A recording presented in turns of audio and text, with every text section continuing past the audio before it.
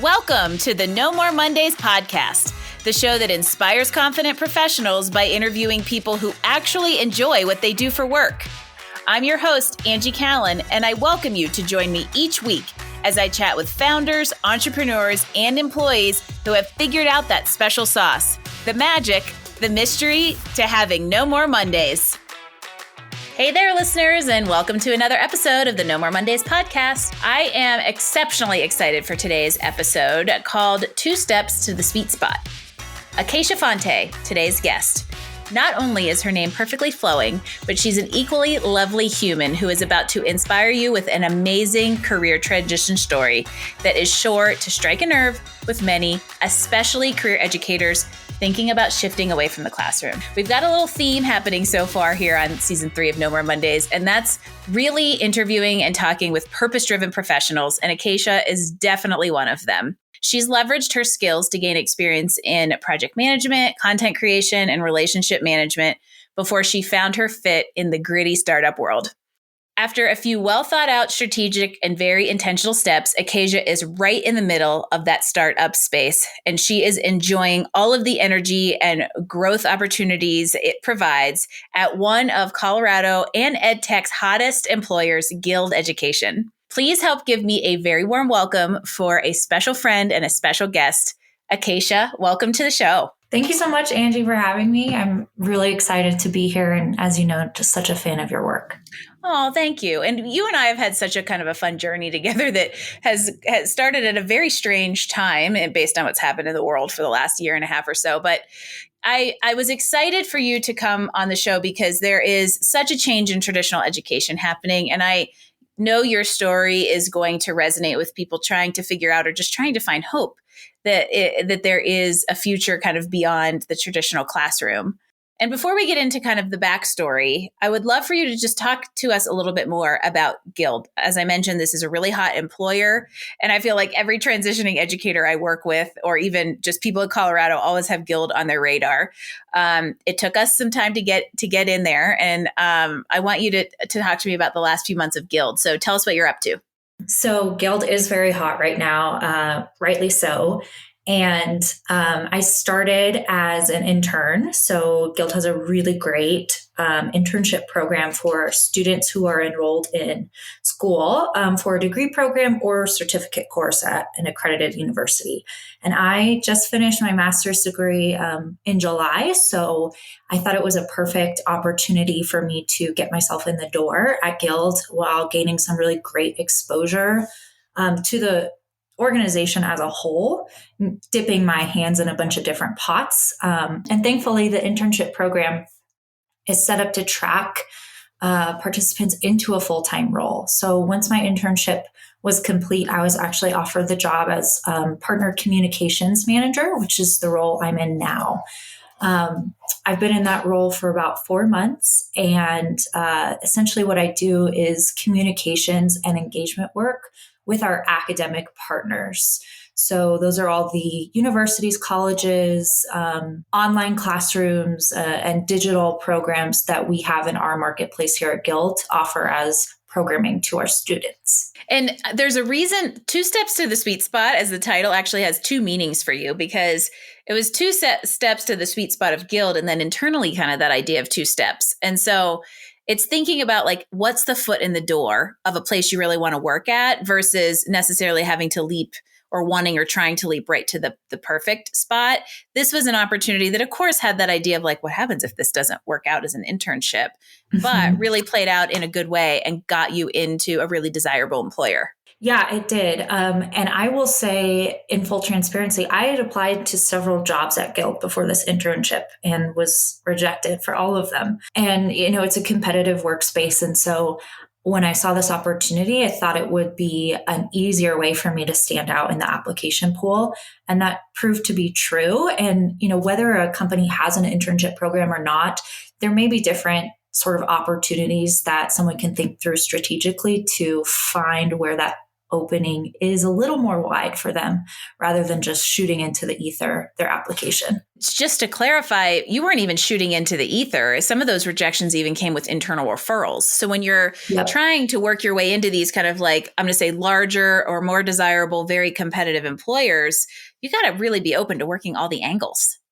Yes, 100%. And that's true internally now that I'm there as well. I've referred some people who've been rejected. And so my advice, if you're interested in Guild or really any other place of work, is just keep at it. If it's something you're really mission aligned to or your values are aligned to it and you think is the right place for you to be. I'm a huge believer in timing being right. And so sometimes the timing isn't always lined up to what I think is right, but it usually ends up playing out well in the end. Exactly. And what control do we have over that timing sometimes? And this is a really great point to kind of go back and say, what was the motivation or what was the thinking? Why was this the timing to make that transition out of the classroom? Like I mentioned, I would talk to a lot of teachers and it's a challenging decision. It's a hard transition. It didn't happen overnight. How did you get from the classroom to here? Well, I want to start by saying to any educator who's out there listening, it is not an easy decision. People get into teaching because their hearts are in it and they're very student focused. And unfortunately, because our country doesn't place a lot of value on our public education system, there tends to be a culture of, because employees are undervalued monetarily, they're overvalued or over-messaged about sort of being a hero in the workspace or all in it for kids. And if you leave, you won't find fulfillment anywhere else, that sort of a thing. And so I remember frequently just being bombarded by that type of messaging and feeling a lot of guilt and stress around my desire to want to leave and break into something else. And ultimately, it just got to the point I was in a place that had a really not so great workplace culture. And there were some events that took place that were just the cherry on top for me. And so I reached out to Angie because I knew I was going to need help navigating that transition, particularly as an educator. You are so well poised for transferable skills into a myriad of roles, but it becomes really challenging to articulate that to people who've never worked in K-12.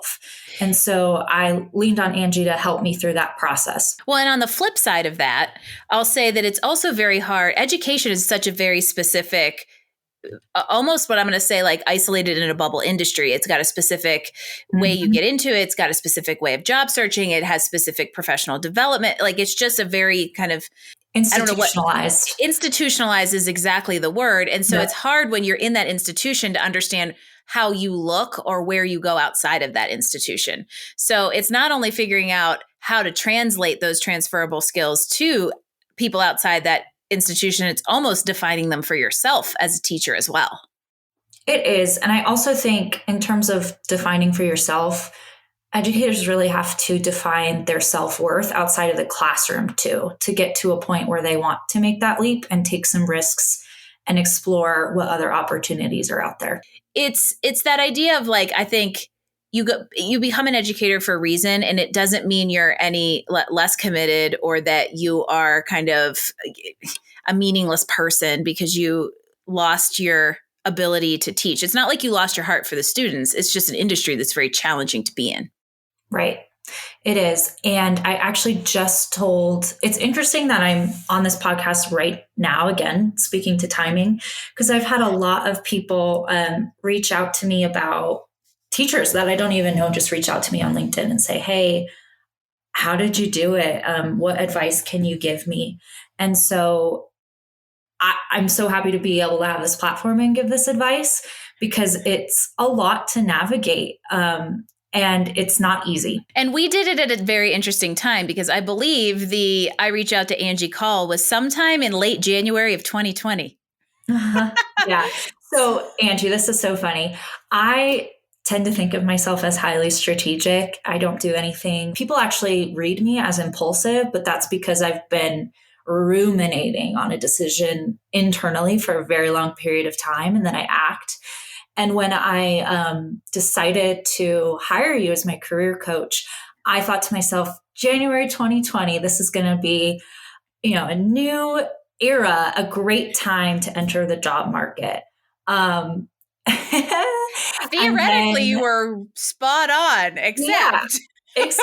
COVID happened in a way none of us could anticipate. And so actually, it was right when Angie and I had finished kind of doing discovery around areas I wanted to jump into, and into where I could really start applying was March of 2020, right when everything shut down, right when everything was extremely ambiguous.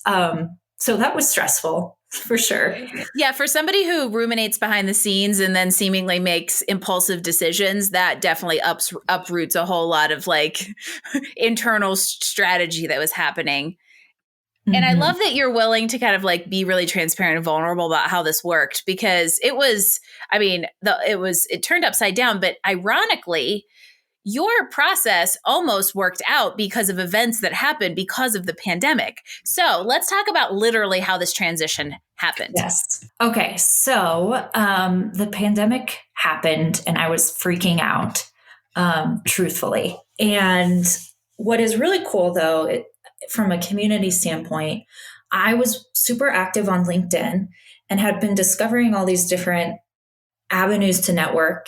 And there were a lot of great people online who were organizing spaces for people who'd been laid off, lost their job, or who were looking for a new job to gather and find work. And so a lot of that was organized around startups in the tech space, who, those groups were looking to hire people as well. And so it was sort of a mutually ambiguous situation for everyone involved. And I decided to sign up for this virtual career fair hosted by this person I didn't know, from Eve. And there was a company called Literal that really grabbed my attention. It was an educational technology company that essentially turned books, their unabridged text, into like a visual reading experience that looks a lot like and feels a lot like being on social media.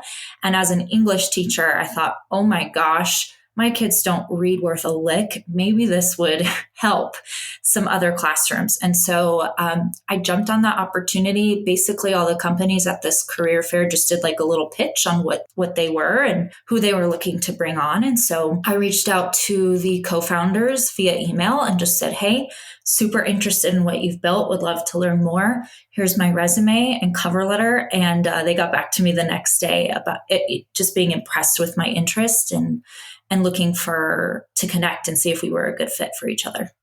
And that led to the kind of the rest of the journey between there and Guild. That led to contract work that you got to do over the summer, which led to kind of enough work to justify not going back to the classroom in the fall, which that was a tricky decision because of the contract.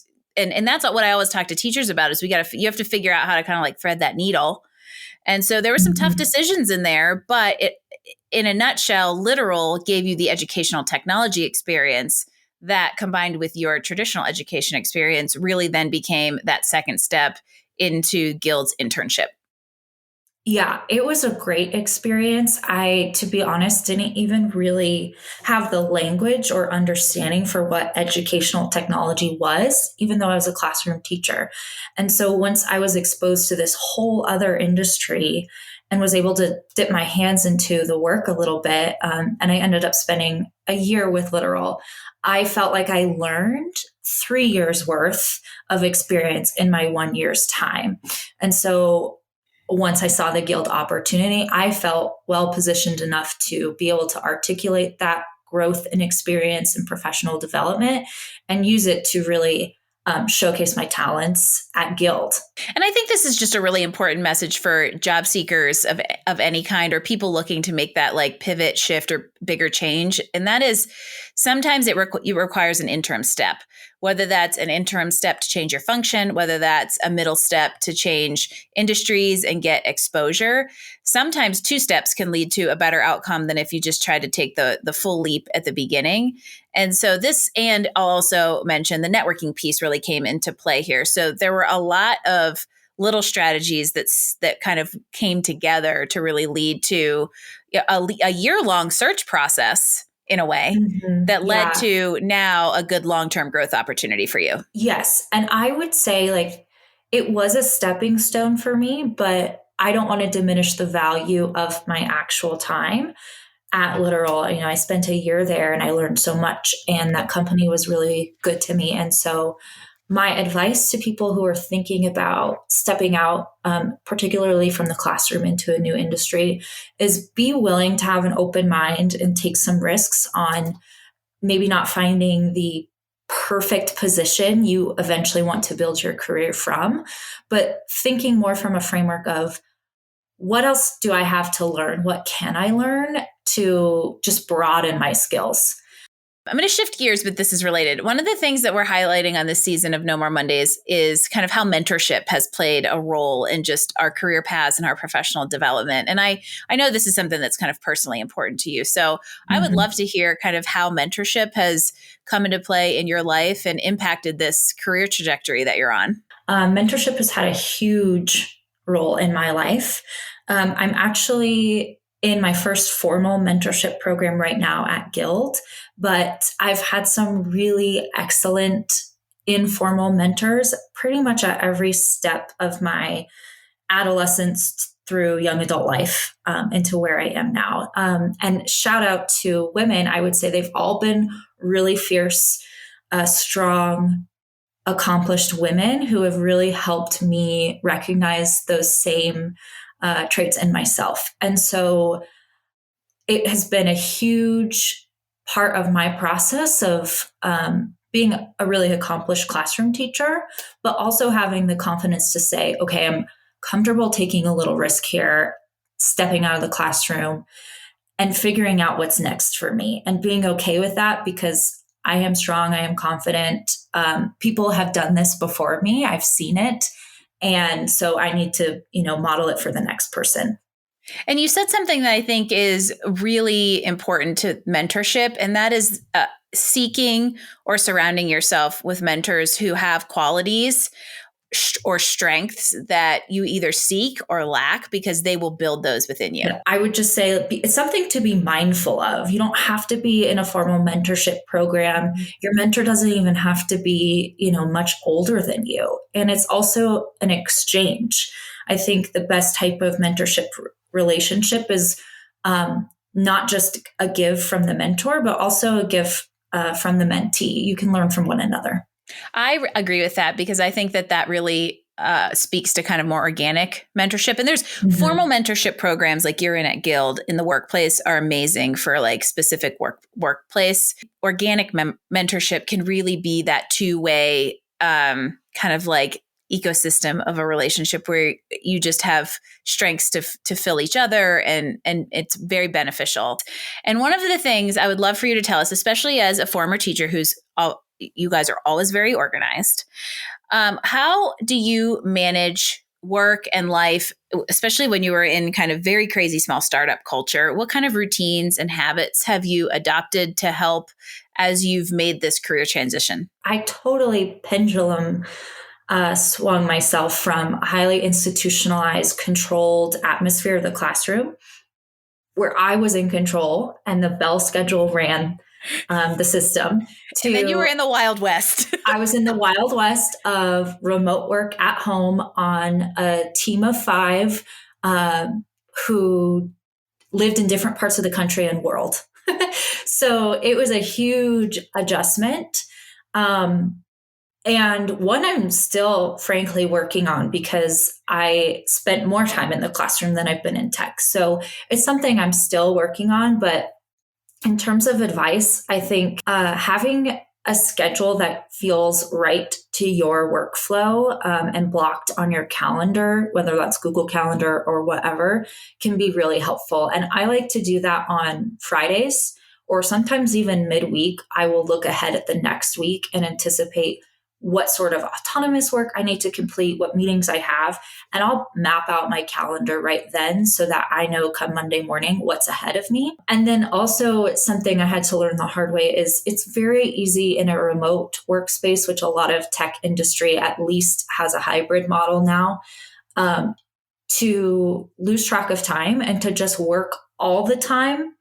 And not really have boundaries around that. And so I would say treat your workday with the flexibility you need to do essential things like go to the doctor or take a walk, but also treat it like a traditional 9 to 5 where you have some structure in place that at 5 o'clock or whatever it may be, you're closing down your computer and you're stepping away from work to enjoy your evening and the rest of your life. Speaking of kind of you as a person, what rounds you out? You have a lot of kind of passion projects and interests. So what are you up to when you're not working at Guild? I love being busy, which is also a blessing or a curse. And something on a tangential note, I'm trying to work on and evaluate, like, is my love of busyness something I'm proud of, or is it something I need to sort of decentralize? But I love to stay busy. I love to be involved in a lot of different things. And I think it's why startup was such a good fit for me, because I tend to get bored in stagnation. And so, I run an Airbnb, I have some side hustles, those types of things. I pretty much run my household because my partner's a medical student and has no time. So there's a lot on my plate. Getting outside and going on a walk each day is a miracle worker for my life. I know that I need sunshine and I need some sort of attachment to nature within my day before the sun sets again to keep me grounded. And so that's something I've really prioritized. We play a little game here on No More Mondays that always stresses very organized people who like to think about answers in advance out, but it's going to be fun and it's not very they're not intimidating questions. So are you ready to dive into a little rapid fire? I am ready. Yes. It's also never very rapid, so don't worry. All right, here we go. First question, hot dog or hamburger? Hot dog. Give us a favorite movie. It's a Wonderful Life. What's your most memorable travel destination? Well, without going into too much detail, my most memorable travel destinations were my college trips to Rocky Point that I would take with my friends. I can hear a tone in the voice that says we're not going to discuss any details there. Hint. It was fun. The next question I've been excited to ask you since the beginning, which is a great book recommendation. One book I recommend to every single person that I get the chance to is Just Mercy by Brian Stevenson. So I think it's a great one to read as a human, as a citizen. Pick it up as soon as you can. And if you choose to indulge in a snack, what's your favorite junk food? Nachos. Oh, Acacia. Now I want to go to happy hour and have nachos and a margarita. Yes, please. That is like my happy place. I would love to also have a great podcast recommendation. I have really been trying to learn a lot more about finances recently. So I really like the You Need a Budget podcast. I'm ambitious about growing my knowledge, and You Need a Budget is really great because the longest episode there is maybe 45 minutes, but a lot of them are 5-7 minute clips of just listener questions around all things finance. And of course, this is a show about Mondays. So what's the first word that comes to mind when I say Monday? Crisp. Oh, why? Because I had this image in my head of grabbing a new book and sitting down and opening it and the pages being really crisp and that new book smell and the joy and excitement, but also calmness that comes with that experience. And for me, where I'm at in my career right now, that's how I would describe a Monday. Is it's fresh and new. It is crisp, literally, but there's some calmness to it. I feel like a new start, a re-energized motion forward for the week. I love the imagery that comes from the crisp pages of them. Also why I still buy books, because you just don't get the same thing from the Kindle. But I love the imagery that comes from that idea of like sitting down at the start of the week and during your morning routine, opening a new book and the smell of it and the feel of the pages. So a really good kind of like vision in my mind of exactly what you mean by the word crisp.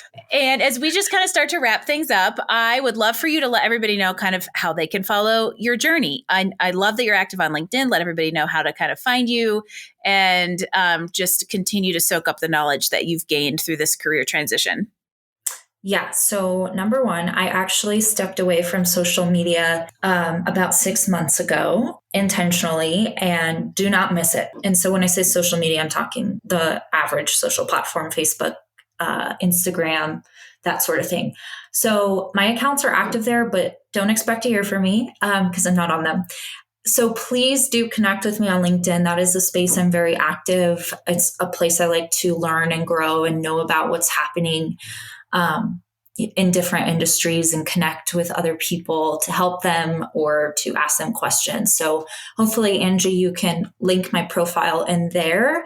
I'm a big believer in intentional connection. So what I mean by that is I don't have to know you personally to connect, but is that connection going to benefit you in some tangible way or vice versa? And if so, I'm really open to that. And yes, we're going to link you in the show notes. And also you can find Acacia connected to me on LinkedIn. And not only is everything you just said a very great kind of perspective to have on just networking in general, but Acacia's done a great job of being a kind of thought leader and engaging a LinkedIn network as an employee versus an entrepreneur. So you can learn, just go visit Acacia on LinkedIn, check out what she's up to, because you've done a really great job of leveraging that platform and kind of having a presence there when sometimes people have a hard time doing that when they're employed and don't know what to post. So you've got some great examples people can learn from too. Thank you. And I'm just for those who are maybe overwhelmed by that, I didn't have a LinkedIn until I decided to leave the classroom in January 2020. So I just plugged in, did a deep dive, learned everything I could and had fun with it. And the fun really helped me, stay connected to the goal. Yeah. And if you're a teacher and you want to connect with me, I get lots of people asking about how I made it out. And it's very important for me to pay that information forward. So please don't hesitate. And as if you have not given educators and just anybody looking at making a career change enough great advice throughout this conversation, take us home. What is your biggest piece of wisdom to help our listeners get one step closer to a more enjoyable career? Listen to your gut. And that's sort of countercultural in the world of business and the world of job searching. There's a lot of strategy and tactics that go into play there, and those are important. But at the end of the day, I think intuition is incredibly undervalued. And sometimes we listen to other voices or rationality a little too much, and we miss out on some really cool risks that lead to opportunity. You never know where you might land if you just follow your intuition. Acacia, thank you so much for being part of the show and the No More Mondays movement in a big, big way. It has been such a pleasure to kind of share your story with everybody. And I know it's going to inspire a lot of people who feel like change isn't possible, but you're a great example that it is. So thank you so much for being part of the show. Thank you so much for having me and just creating this space for people to learn. I think it's really valuable. You are so welcome. And a reminder, please go follow Acacia on LinkedIn, follow her journey and connect with her, because we always love hearing from and following people who are enjoying what they do for work and in life. Acacia is definitely no exception. For those of you out there listening, I would love for you to subscribe to No More Mondays wherever you get your podcasts. And please leave us a 5-star rating. It is a huge help as we continue to inspire confident professionals everywhere with these amazing stories. If you'd like to leave us comments, feedback, or drop a guest suggestion, visit us online at nomoremondays.info. Thanks for listening to this episode of No More Mondays. We hoped you grabbed some great insights to help you improve your professional satisfaction.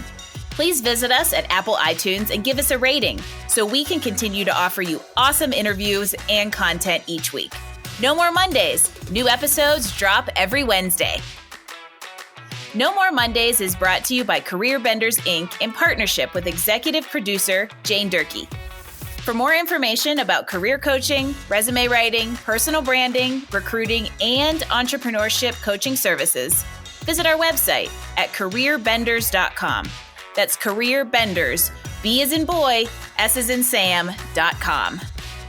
This is your host, Angie Callen, signing off. Until next week when we chat with another inspired, confident professional.